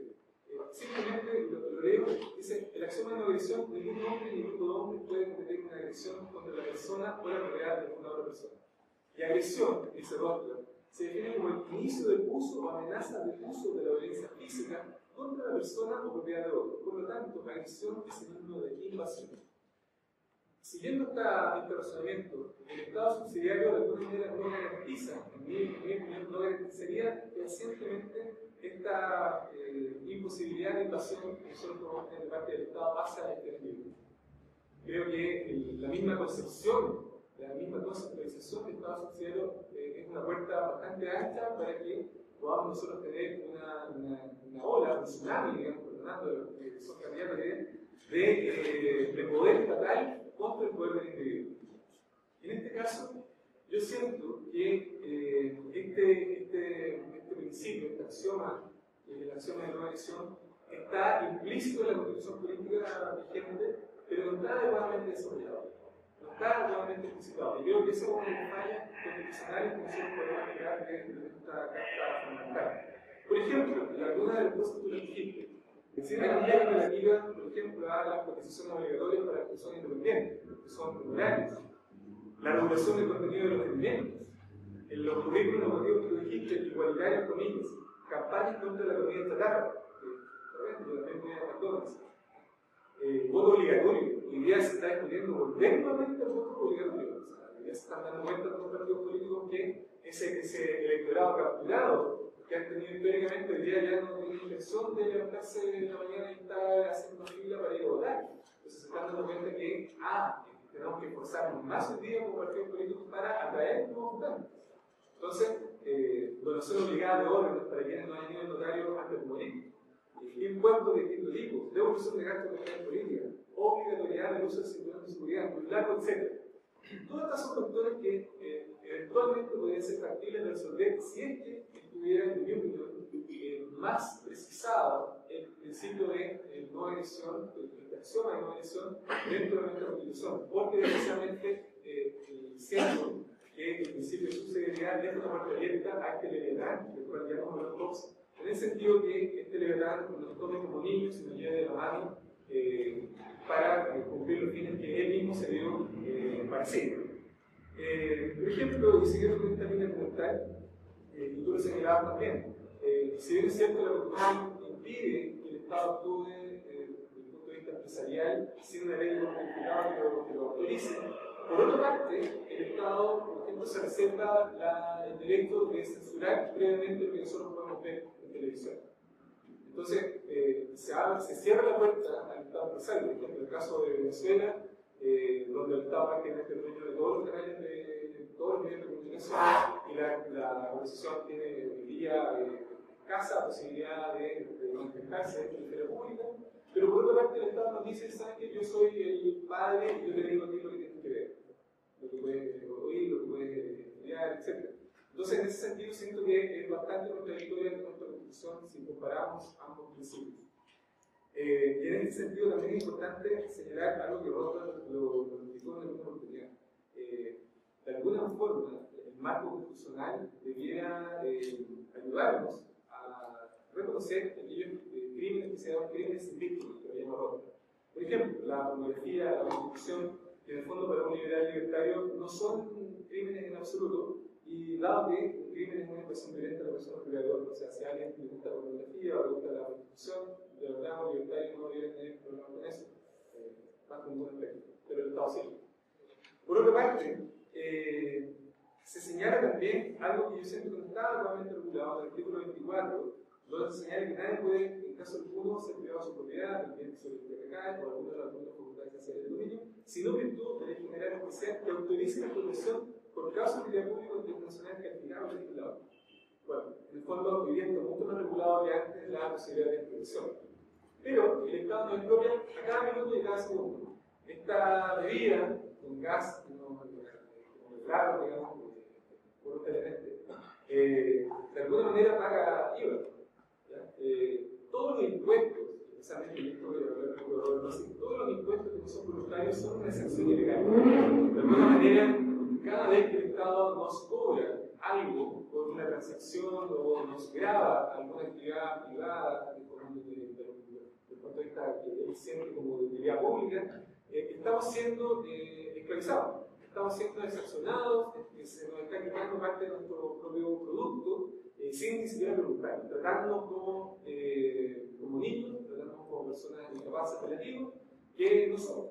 Entonces, de alguna forma, siento que esta cláusula constitucional, si bien hoy día le pone una corteza bastante grande en relación a lo que existía antes, siento que es totalmente insuficiente, mientras sigamos teniendo impuestos que, como lo dice su nombre, sigan siendo aprobados sin nuestro consentimiento y por la persona que elegimos de forma representativa, entre comillas. En este caso, vale recordar lo que señala Rodornosi, que muchas veces él asume que cada vez que nosotros tenemos alguna exacción no voluntaria, podría en el fondo contra nuestra propia voluntad, podemos asimilar esto a los trabajos forzados o a la esclavitud. Y eso lo señala claramente en algunos de sus artículos. Es interesante que nosotros lo podamos leer. Acá yo siento que la Constitución política regula mejor que la del 25, pero no totalmente bien. Luego habla de algo muy interesante que puede ser polémico. La Constitución señala el constitucional, el libre partido o movimiento que no respeta los principios básicos del régimen democrático, el constitucional, procure el establecimiento del sistema totalitario, etcétera, etcétera, y se dice expresamente. Bueno, sin embargo, tenemos partidos que acaban de lograr su representación parlamentaria. Y algunos por votaciones de 47%, algunos de sus parlamentarios. Y ese partido no hablaba del partido nazi, pero este partido es un partido que sigue adhiriendo a la lucha de clases, sigue adhiriendo al sistema democrático, sigue apoyando regiones como el caso de Corea del Norte, como el caso de Cuba, etc. Entonces, ¿dónde está en el fondo el límite? Porque me imagino que si alguien levantara la mano haciendo el saludo hitleriano, todo el mundo se escandalizaría, pero hoy día tenemos representantes que son tan totalitarios como los nazis en el Parlamento chileno. Entonces, no sé cuál es el cumplimiento de esta cláusula. Si uno, por ejemplo, analiza desde el punto de vista constitucional comparado, Alemania ha regulado el surgimiento de este tipo de partidos regulados, ¿no? A través de la Sperrklausel. Esto que es una cláusula donde se incorporan algunas barreras de entrada a este tipo de partidos. Sin embargo, se ha descubierto en el caso de Alemania que existen redes nazis incluso en las cárceles funcionando sin ningún problema. Entonces, en el fondo, ¿cómo regulamos? ¿Cómo protegemos? Cuando hablo de este caso de protección, me refiero a Open. ¿Cómo nosotros protegemos a la sociedad abierta de sus enemigos? ¿Cuál es el límite, por ejemplo, que nosotros debemos tener en relación a los intolerantes? Yo lo que llamo, en el fondo, la paradoja de la tolerancia. ¿Cuán tolerantes tenemos que ser con los intolerantes? ¿Cuál es el límite que nosotros tenemos que poner contra las personas que pueden eliminar las bases de nuestra tolerancia? Por eso creo que Hitler ganó democráticamente su poder, digamos, y luego determinó, y esto estaba súper en el gobierno, que los judíos, los mexicanos, los negros, las personas de piel oscura tenían que desaparecer, las personas están siendo vulneradas también. Entonces, democráticamente uno puede hacer muchas cosas. Yo no sé si esto está adecuadamente regulado en la Constitución, de hecho creo que totalmente esto está muy mal regulado. Y luego hay la parte que yo me quiero detener un poco más, antes de terminar el comentario, que tiene que ver fundamentalmente con la visión de Renzo respecto a los mecanismos contra mayoritarios. Y esto creo que es la parte más importante que nosotros porque esto es el centro del debate hoy día del cambio constitucional. Y acá bueno, se han nombrado algunos profesores, incluso algunos de esta escuela, de la Universidad de Chile, y yo siento que la historia me entra de vida. Y en este caso, algunos, por ejemplo, que llaman plantas constitucionales, planes autoritarios, y todo este tipo de cosas diabólicas, digamos, que están en el mundo, uno debiera rendirse a los grandes constitucionalistas, especialmente a aquellos del federalismo. Estoy hablando de James Madison, estoy hablando de Alexander Hamilton, estoy hablando de John Gay, que ya en el año 1787 ellos contemplaron estos mecanismos contramayoritarios, estableciendo el principio, por ejemplo, de check and balances, de pesos y contrapesos, precisamente porque estas mayorías circunstanciales que pueden ganar en la Alemania nazi y pueden determinar matar judíos, o bien, como en el caso de Italia, donde se prohibió hace un tiempo atrás, se prohibió la existencia de grupos gitanos, incluso los gitanos tuvieron que emigrar en algunos casos a Francia, países como Francia, o el caso del partido neonazi como el de Grecia, que llegó al poder precisamente con una plataforma totalmente contraria a los grupos militares étnicos.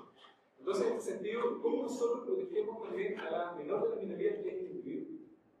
¿Cómo nosotros garantizamos que esta ola, este tsunami democrático que debería estar embargando las mentes de tantos jóvenes, yo lo veo, por ejemplo, en mis alumnos del primer año, que hablan de los estados autoritarios como si realmente estuvieron viviendo en Corea del Norte, estuvieron viviendo en Cuba, siento que es un elemento que es central en cualquier constitución. No darle el poder total a las mayorías circunstanciales, no darle el poder total a aquellos que por actos de magia han llegado, porque pasan en vez de decir lo que tienen que decir, o callan en vez de hablar como tienen que hablar. Siento que en esas circunstancias estos mecanismos son muy valiosos, y creo que estos mecanismos pueden salvar incluso la civilización occidental. Creo que son parte importante de lo que el Occidente ha podido aprender y ha debido aprender desde la perspectiva que es necesario nunca darle poder total a nadie, y especialmente desconfiar de aquellos que tienen mucho poder, porque el poder en manos del loco es terrible. Ya lo ha visto la historia, me parece que la historia no es fuerte de algunos profesores de derecho constitucional. Entonces, siento que los mecanismos contramayoritarios son absolutamente necesarios.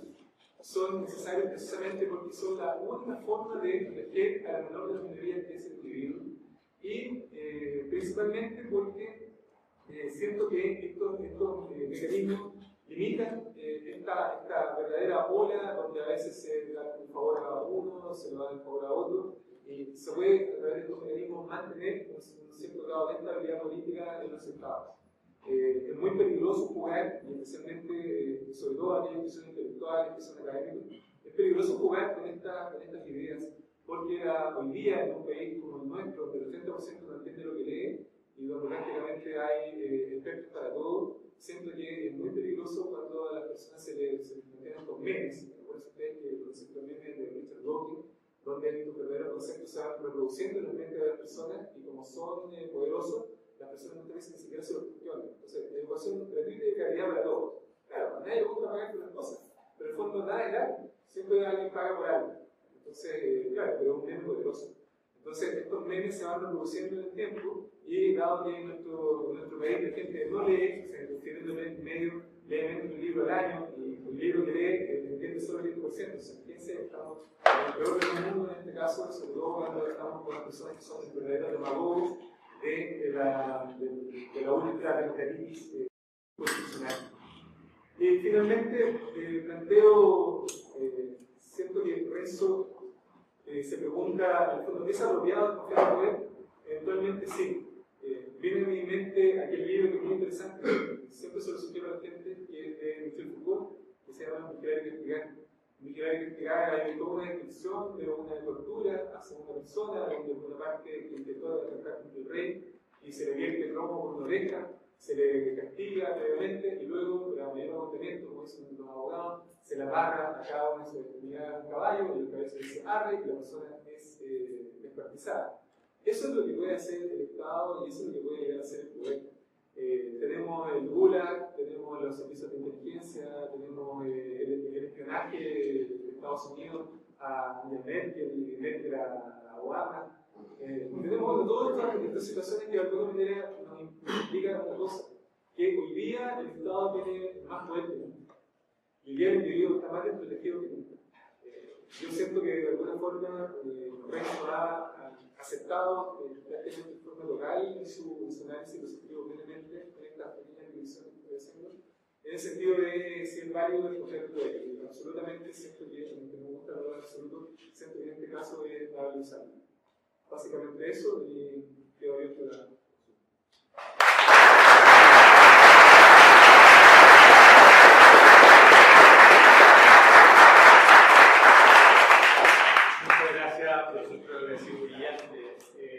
Bueno, vamos a abrir nuestro espacio de comentarios, interrogantes, observaciones. No sé si Renzo quiere hacer alguna observación o que invitemos al público a ver si. Bueno, primero felicitar a los profesores y a la secretaria de instancias. Creo que es algo que quería seguir por mucho tiempo más. Mi pregunta va, por ejemplo, que no mencioné, que es muy importante. ¿Cuál es la opinión de ustedes dos respecto al Estado unitario? ¿Es deseable o debemos movernos hacia el federalismo? ¿Eso es mantener la Constitución? Yo soy partidario del federalismo porque creo que el Estado unitario, digamos, es muy centralizado, digamos, el hecho de que se tomen decisiones digamos, legislativas en un nivel central y se apliquen en todos los territorios, digamos, no me gusta. O sea, prefiero que se centralice, digamos, que ojalá, o sea, por ejemplo, todas las regiones pueden tener legislaciones distintas, impuestos distintos, leyes distintas, etcétera, porque es lo que pasa. Por ejemplo, si a mí no me gusta, por ejemplo, una ley en el Estado unitario, no tengo escapatoria, ¿no es cierto? En Estados Unidos, si no me gusta el Estado federal, el Estado de la Federación, me puedo mover a otro. En el Estado unitario no tengo por dónde escapar. Entonces, por ejemplo, no sé, si un Estado me cobra mucho impuesto y yo quiero pagar menos, no me puedo mover a otro, etc. Entonces, creo que desde ese punto de vista, el Estado federal me resulta más atractivo porque tiene a desconcentrar más las decisiones. Y además, claro, me ofrece alternativa, digamos, si yo no estoy de acuerdo con la legislación de la región o el Estado federal. Sí, bueno, respecto a la pregunta, pues yo soy partidario del federalismo y siento que el federalismo a la Suiza, un Estado federal realmente pequeño, realmente limitado, donde el poder fundamentalmente está arraigado en los municipios. Yo siento que el municipio es, en general, los estados federales es bastante recordado, salvo en el caso argentino, salvo en el caso mexicano, salvo en general todos aquellos malas copias del EDEN que son exceptuando a Estados Unidos y exceptuando Suiza, tienden a ser Estado federal. O sea, yo siento que el Estado federal garantizaría, y lo digo siempre, potencial, mucho más que el Estado unitario la posibilidad de tener un Estado más acotado, más limitado y obviamente es mejor los derechos individuales que en el caso del Estado unitario.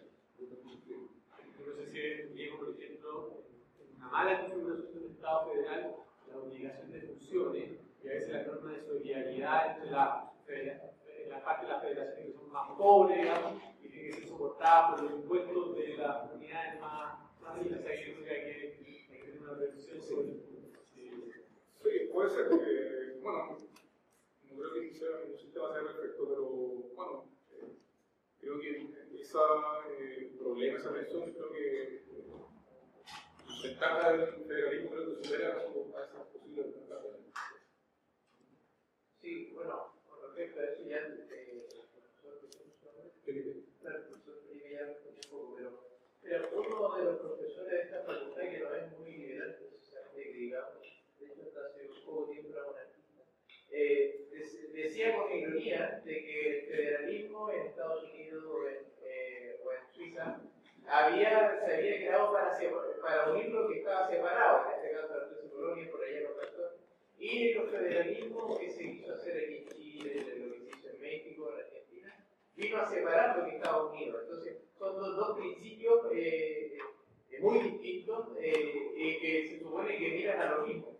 Entonces, yo pensaba que precisamente pensaba, bueno, que todo fuese, o la gran parte del gobierno, o de la función del gobierno estuviesen radicados en los municipios. Entonces, sería una buena idea para descentralizar el poder. Quizá que haya una legislación unitaria, pero un gobierno descentralizado, podría ser, ¿no? Pero el punto de fondo es que también, por un lado, en la opinión pública está satanizado el concepto de municipalización, no quiere ser recentralizado, Entonces, no sé por ahí cuál sería una buena defensa que podríamos hacer los libertarios y libertinos con respecto a la municipalización y a la desmunicipalización y a la promunicipalización. Y lo segundo, con respecto también a la amenaza que tiene eso, porque recordemos que la raza, que fue el que hizo en la ley de gobierno autónoma, lo hizo no pensando en una clase de descentralización, sino que para fortalecer los caciquismos locales. Entonces también siempre va a haber riesgo. Entonces no sé qué opinión tienen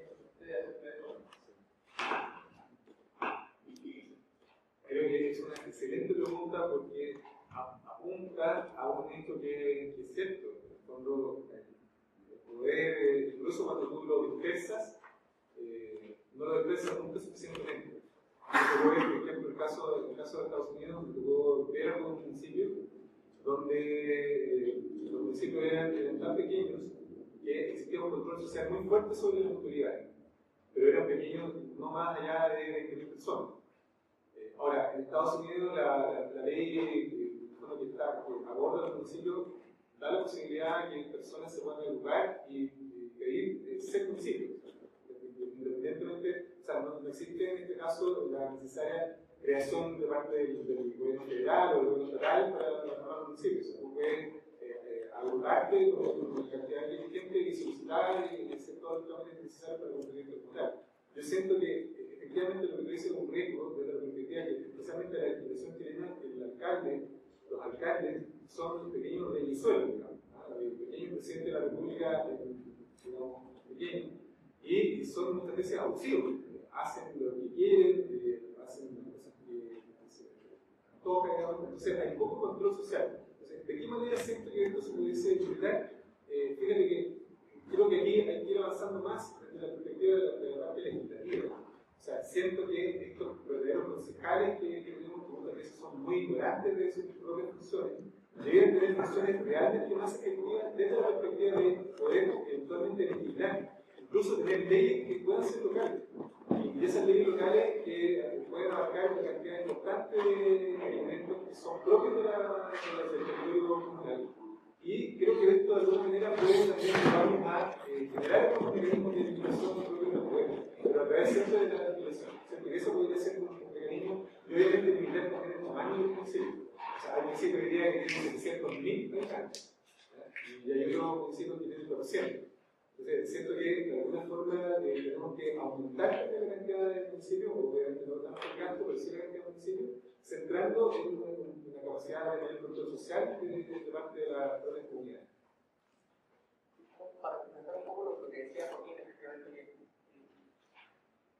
el federalismo en Estados Unidos y en países latinoamericanos tiene raíces distintas, porque efectivamente en Estados Unidos se buscaba el ministro por naturaleza estaba separado. Eran 13 gobiernos civiles. Chile, a diferencia, ha tenido una tradición militar. Entonces, la solución efectivamente, yo entiendo el punto y entiendo la pregunta original, porque el federalismo usualmente se ha visto como una forma de frenar al poder. Y en Estados Unidos, de hecho, el trauma del federalismo vino porque ellos no querían o desconfiaban bastante. Ellos ya habían desconfiado de los monarcas que los querían establecer impuestos en su consentimiento.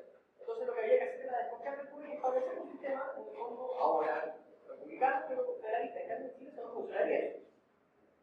Yo estoy en contra del federalismo, soy de infante. Una de las contradicciones de la ironía de la historia. Lo que habría que plantear en Chile, efectivamente, es una especie de descentralización. Porque, ¿qué es lo que pasa si nosotros establecemos federalismo? Y aquí el detalle. Si nosotros hablamos de federalismo, lo que tenemos que hablar es estados federales. Y un Estado, por definición, tiene que tener en ciertos puntos grados de soberanía. ¿Cómo se puede manifestar un grado de soberanía? Solamente a través de un parlamento subordinado.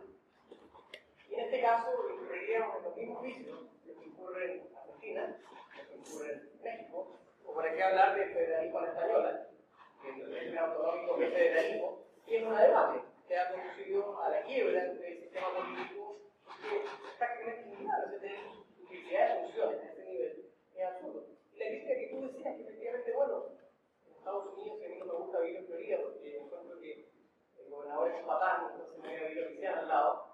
Eso también se aplica a los estados. Yo efectivamente estoy conforme con la ley chilena, hasta el momento soy libre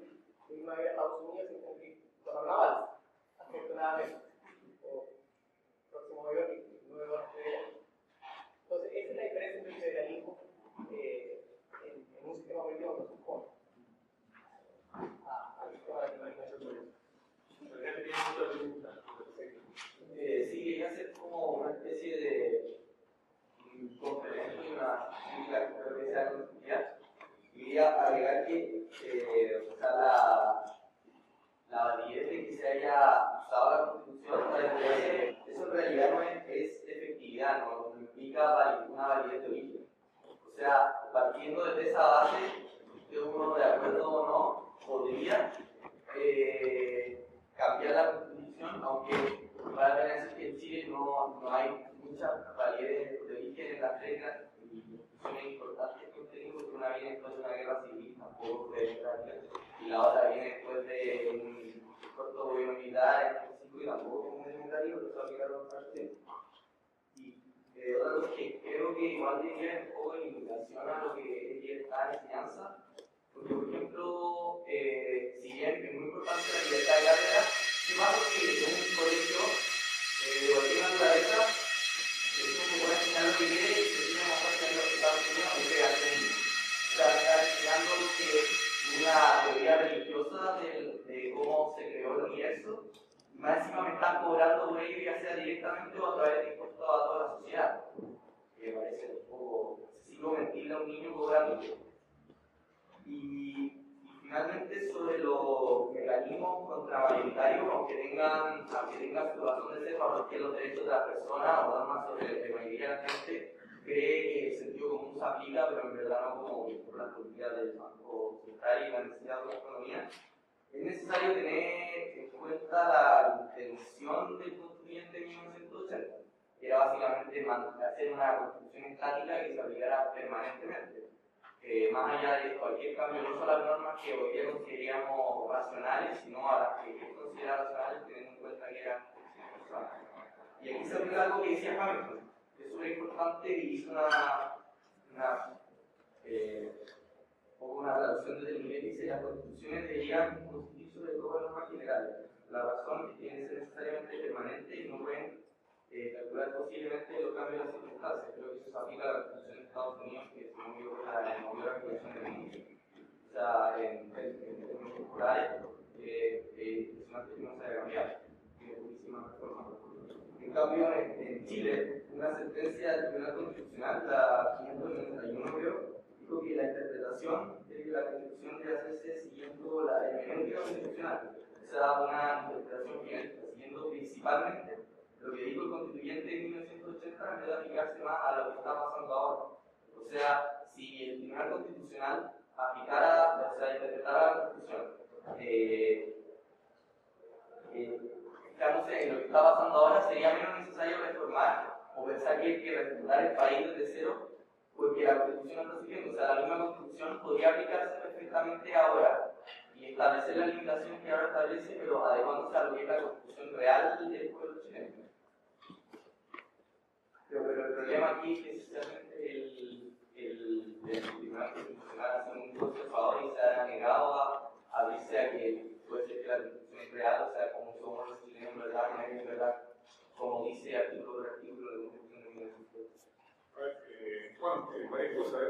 Con respecto a la libertad. Perdón por la expresión. Sí, bueno, estoy tratando de captar lo que me preguntaban. Con respecto a la libertad de enseñanza, yo creo que no veo razones para limitar lo que se puede enseñar en los colegios. O sea, yo me conozco que eso mismo puede ser mentira. No sé, bueno, los padres, los apoderados tendrán que decidir qué es lo que quieren en su hijo.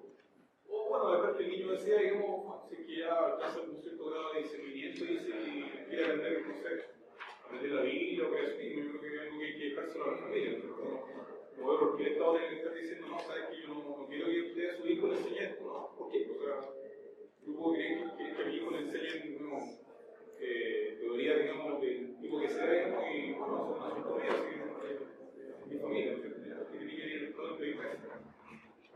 Con respecto a los mecanismos contramilitares, yo creo que las constituciones en general salvo la flexibilidad y la rigidez, se piensan, digamos, para mantener un cierto orden de cosas, digamos, o sea, bueno, es lo que yo decía al final, o sea, eso de constitución general, sé que, bueno, no sé si un pedazo de papel puede definir cómo somos nosotros, ¿no? O sea, por ejemplo, la constitución dice que la familia es el núcleo fundamental de la sociedad, pero bueno, como dice que es familiar, digamos, los divorcios van aumentando, los hijos nacidos por el matrimonio van aumentando, entonces, creo que porque una sentencia dogmática, digamos, significa que nosotros somos así, entonces, eso de constitución realmente es un tipo de ruido, o sea, como, porque cuando un trozo de papel define como un asunto, ¿ya?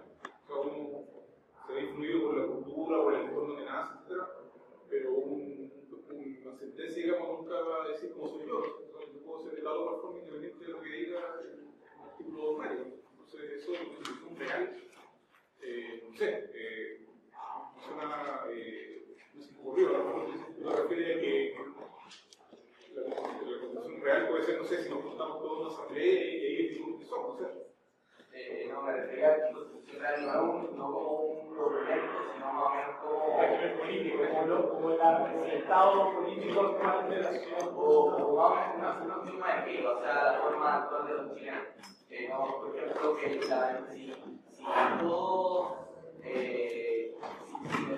lo que hacen en la Constitución son 5 personas, pero son de, por ejemplo, son de todos los espectros de la sociedad chilena, es más posible que hagan una constitución más representativa, que son representativos de... O sea, la constitución real no es que yo saque el sombrero y uno se va a armar, etc. Totalmente en el papel, pero tendría que ser idealmente algo que fuera más sacado de cómo es la sociedad en su realidad, a como yo pienso que debería ser. En ese caso en particular, las construcciones siempre tienen un aspecto prescriptivo. Entonces, son las llaves que una institución va a suponer o va ideológicamente las construcciones no son neutras. Siempre van a establecer algún grado de protección, algunos derechos, van a establecer grado de protección de algunas libertades, o van a promover algunas libertades por sobre otras. O sea, tenemos una institución u otra. Y evidentemente en este caso las constituciones no pueden regular ni normar la totalidad. O sea, las constituciones, tal como se lo dije al principio, especialmente la constitución norteamericana, es una constitución que está basada en la generalidad. O sea, es tan diverso el pueblo norteamericano que hoy en día, porque no es tan diverso, y siento que esto que tú propones es imposible. En el fondo, lo que uno debiera volver o intentar hacer es que la constitución abarque aspectos que son más generales que particulares, porque es imposible hacer esa regulación que tú propones, especialmente porque hoy día la sociedad chilena cada día es más diversa. Existen contraculturas, subculturas, existen una cantidad importante de grupos comunitarios que de alguna manera están representando, se están afectando, están actuando incluso en el poder político. Y la constitución, en el fondo, de alguna manera, desde el punto de vista como esquema, como marco regulatorio, debería incorporarlos a todos. No sé si bien la constitución los incorpora necesariamente a todos, pero siento que existe una suerte de sesgo analítico, conceptual, de gran parte de la, sobre todo los críticos de la constitución, que dicen que es una constitución que deja fuera las medidas, que no protege. Creo que esta constitución protege más que muchas de las constituciones que nosotros tenemos en la historia, y es mucho más representativa que muchas de las constituciones que hemos tenido en la historia. Obviamente tiene una origen incluso mucho más democrática. O sea, en este caso siento que es una constitución que cumple en ese sentido su objetivo de generalidad. Pero una opinión que nosotros quería hacer una nota y una pregunta. La nota es dando el creacionismo como ejemplo de lo que se puede dar en un sistema libre de educación. La realidad es que el creacionismo podría dar perfectamente de la misma forma en un sistema de malla única o de malla mínima predefinida. Bastaría que un creacionista hace el Ministerio de Educación o programa de competencia. Así que ese tipo de resultados son tanto más probables en sistemas mínimos. Luego la pregunta respecto a la compatibilidad entre GNOSIS, como ya hablábamos, el estado mínimo de GNOSIS y el axioma de no agresión, y impresiones que no son compatibles. Cualquier tipo de estado que sea mínimo requiere agresión, a menos que se financie con donación. Bueno, interesante el punto, pero no sé que lo explica mejor que yo en todo caso, eso bueno ir a la fuente, pero fundamentalmente lo que puedo señalar es que el razonamiento que él toma es que ese es el Estado también para él, es el Estado que garantiza, desde el punto de vista de la voluntariedad, la no existencia de agresión. Primero lo vamos a entender así. Obviamente voluntariamente. No, el individuo voluntariamente financia. Él hace, recuerden que la primera fase de razonamiento del origen del Estado chileno, él comienza a señalar la perspectiva de la seguridad individual, cómo puede existir, cómo informándose a aquellas agencias privadas de protección. Entonces, al final se impone una agencia sobre otra, pero desde siempre la perspectiva de que la comunidad, o sea, los individuos libres, son los que asignan a esa agencia independiente el poder para defenderlos a ellos de otras agresiones. Pero siempre voluntariamente. O sea, en ese sentido diciendo que no hay una discrepancia con el principio de la agresión, porque el origen del Estado para la violencia es fundamentalmente es impedible a otros individuos afectar la vida, la integridad de otro individuo. Y eso lo garantiza el Estado único, porque no se podría haber dicho yo no quiero Estado. Pero no lo dice. O sea, de hecho, él indica a los individualistas, a los anarquistas individualistas, precisamente porque él dice y sostiene que es imposible, en ese sentido bastante claro, es imposible o muy difícil que nosotros no tengamos ninguna entidad que al menos nos regule en ese aspecto, que al menos nos ayude en ese aspecto. Y el único Estado, o la única entidad distinta de los individuos que puede lograr eso, es un Estado público, que a su vez, de acuerdo a todos los elementos que él plantea, es un Estado que no afecta, en este caso, que no viola el principio de la innovación. Eso por lo menos en la línea de comentario. Y yo siento que no lo veo. Pero no descarta entonces una etapa inicial de conferencia de emergencia. Por supuesto, no. De hecho, sí, en el fondo eso es, en el fondo lo comentabas en monopolio, pero en el fondo es un monopolio mínimo privado. Lo podemos ver así. Claro, pero no lo podemos hacer. No, nunca se puede ver. Por eso la precisión sí sería esa. Ahí cuando uno se une a la Exacto. Eso no es la agencia de monopolio. no, por eso, pero usando el tema No. O sea, de hecho, sería un monopolio. Sería una designación de confianza hacia una entidad distinta, pero que no tiene la otra agresión. La última dos preguntas. Los últimos tres.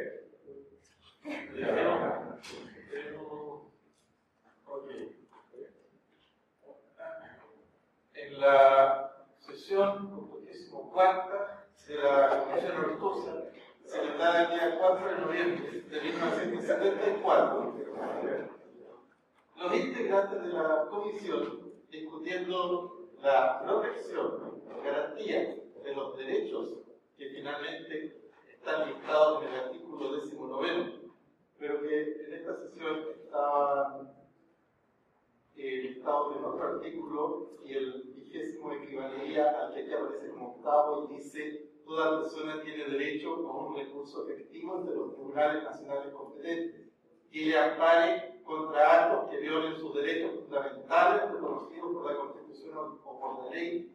La Comisión declara que hay acuerdos concernados en precepto que dé efectiva protección a todos los derechos básicos. No obstante, el resultado del texto constitucional protege solo algunos de los derechos que aparecen en la extensa lista del artículo 19. ¿Creen ustedes que una constitución más liberal debería extender la garantía constitucional de todos estos derechos a la totalidad de ellos o eximir la garantía a todos los derechos? O sea, que todos tienen garantía o ninguno. Ajá. ¿Qué sería más liberal desde tu punto de vista? El espíritu de la comisión es que todos tienen garantía, por lo que tengo entendido que se dijo en la sesión 44. Pero yo quiero conocer... Bueno, conozco el porqué el texto final, digamos, tiene ese cambio con respecto a lo que se discutió en esa sesión de la comisión, que no he estudiado ahora, por lo que son larguísimos, pero bueno, muy bien que lo haya hecho. Ahora, respecto aquí, el recurso de protección, sí, ¿qué derecho debería garantizar? Yo creo que depende del derecho, ¿no? O sea, no es lo mismo garantizar, por ejemplo, la libertad de expresión que, no sé, el caso, por ejemplo, de los penalizados. Depende del derecho en cuestión, ¿ya? O sea, creo que es una discusión más fina en el que dice si se justifica que cada uno del derecho tenga su garantía con el recurso de protección o no. Creo que en este caso habría que discutir cuáles son realmente los más fundamentales y que deberían tener recursos de protección y cuáles, digamos, se podrían tener fuera. Pero creo que una discusión más fina que, por ejemplo, no es una respuesta real que decimos, ¿sabes qué? Tiene que ser este y este por esta razón. Pero creo que habría que una discusión de por qué cada cual es hecho. La libertad tiene que estar garantizada por el grupo de para sacar de aprieto a mis queridos amigos no letrados, voy a apropiarme de la pregunta. Y yo te diría que la acción constitucional de protección, porque ese es el nombre de la Constitución, recurso es el nombre errado técnicamente, la acción constitucional de protección, genera más problemas que beneficios. Desde mi punto de vista, yo la suprimiría. O la modificaría de modo tal que quedara como el amparo constitucional que existe en otros países del mundo, ¿no? Y que se dirigen contra el Estado. El problema, que genera tremendas disfuncionalidades, es que la acción constitucional de protección chilena, usted la puede ejercer tanto contra el Estado como contra los particulares. Y entonces ahí se produce la gran traición, lo que yo llamo la gran traición de los derechos fundamentales, nacidos para defender las libertades del ciudadano frente a la insaciable voluntad de poder de Leviatán, han terminado por esta vía transformándose en la mejor justificación del Estado a través de sus órganos jurisdiccionales para limitar las libertades de los ciudadanos.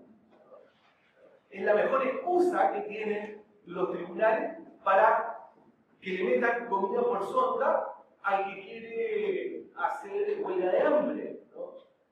O que le hagan transfusión sanguínea, ¿no es cierto?, al testigo de Jehová que lo considera, digamos, su condena eterna, ¿no? A mí me parece que la acción constitucional de protección, tal como se la diseñó, es uno de los aspectos de la Constitución que habría que corregir y o suprimirla o devolverla a lo que es una acción de amparo constitucional clásica, que es una acción que se dirige contra el Estado que vulnera la libertad de los ciudadanos, pero nunca una acción que usted la puede dirigir contra otro particular. Aunque mi querido colega Claudia se quede sin trabajo. Bueno, nuestra última pregunta, seguir ahí adelantado. Bueno, traten de hacer la breve. Yo me siento libertario, o sea, total. Pero hay un tema que yo encuentro diferencia de los lugares, que es el tema de la donación de órganos. ¿Por qué? Te voy a dar mi razón filosófica. O sea, el cuerpo humano aloja el cerebro, que ahí se producen todas las reacciones químicas y esa es la razón. O sea, tú puedes decidir con eso ser libre, pero una vez que tú te mueres, tú dejas de ser libre porque ya la razón no existe. ¿Por qué tú vas a decidir por algo, por esa materia, esas moléculas que no son tuyas? Porque al final, ¿por cuánto tiempo eso después va a ser polvo, va a ser hueso? No, porque en la herencia tú creas la riqueza. Tú creaste esa riqueza, la creó tu abuelo, te la pudo haber heredado, pero eso se crea. De hecho, hay alguien que llama el premio Nobel de Economía, que fue físico, y estudió economía porque dijo que la economía es la única ciencia donde se produce algo que no se transforma ni se traspasa, sino que lo creas. Tu riqueza la creaste tú, por eso el dueño de esa riqueza puedes hacer lo que quieras, dárselo a su heredero y todo, pero la materia se transforma. Eso en realidad no es uno. Está bien que sea de uno, porque eso lo necesitas para razonar y ser libre. Pero una vez que te mueres, ¿por qué tienes que decir sobre eso? Pero sí mismo, si se le va a dar alguna utilidad económica, tal vez no necesariamente pecuniaria, decir, mira, este es su otro sujeto, le falta el corazón. Ahí se está creando una riqueza sobre tu corazón, se puede perfectamente venir. Pero no pagaste por ese corazón. Pero lo tuve cuidando quizás 80 años y Claro, por favor, no lo veo así, para que los profesores puedan pronunciarse. O sea, desde el punto de vista libertario, eso, ¿por qué tienes que decir por algo que no? Sí, no entiendo. Nosotros viendo aquí el pasado. Quiero agregar una cosa, que en el caso de la donación de órganos, en el fondo, el Estado está diciendo hoy. En el fondo la decisión es hoy día sobre su propio cuerpo. Entonces, eso es lo que yo cuestiono, porque en el fondo te está diciendo, mira, si tú no vas y pagas a un notario público y dices que no quieres donar órganos, en el momento que tú mueras, tu cuerpo puede ser usado de la manera que el Estado imponga. Entonces, concuerdo con lo que dice, cuando uno muere, evidentemente ya no sé qué es lo que es, no tengo claro lo que es, pero no eres la misma persona que eras. Pero el problema mío es hoy día, o sea, hoy el Estado está diciendo por ti lo que tú puedes hacer para estudiar. Yo lo veo, por ejemplo, pero que no eres tú. Claro, pero fíjate una cosa, fíjate que antes, si ya te moriste, ya no sirve, ¿no? O sea, tienes que tener digamos, se toma una decisión, o sea, son los médicos los que van a decidir cuándo te moriste, y esa decisión puede ser funcional al apuro por usar alcohol, ¿no? Además, definamos la muerte, sí, porque se llama, definamos la muerte cuando ya alguien sabe que está muerto, o sea, ya cuando deja de existir, ya deja de existir. Trayéndose de las normas sanitarias, trayéndose el cumplimiento de las normas sanitarias que restringen a la comunidad inmunitaria la disposición sobre los restos mortales de una persona muerta, nosotros trayéndonos de esa legislación, pasaría la misma suerte el resto de los bienes que conforman la comunidad hereditaria. Entonces, los herederos podrían disponer de esa materia hasta la diferencia de la riqueza monetaria. Esa es mi ilusión. Pero habría posibilidad de posesión sobre un cuerpo físico, entonces, que puede tener valor en un mercado. Probablemente. Esa es mi opinión. Por último, la última pregunta, por favor. Bueno, como siempre, felicitarlo, muy agradable esto. Los temas puntuales, órganos, mercado, porque hay falta un poco más de mercado, más temas jurídicos. En Detroit hay agencias de seguridad privada y después en el after podemos conversar dos sobre. Yo creo que hay que aprovechar los abogados y lo constitucional. Asamblea constituyente local. ¿Qué pasa si en comuna nos constituimos? ¿Cachai? Hacemos, porque con todo este ejercicio de que las federaciones para unirse o para separarse, ¿qué pasa si la federación se toma como una herramienta de separación desde la asamblea constituyente local?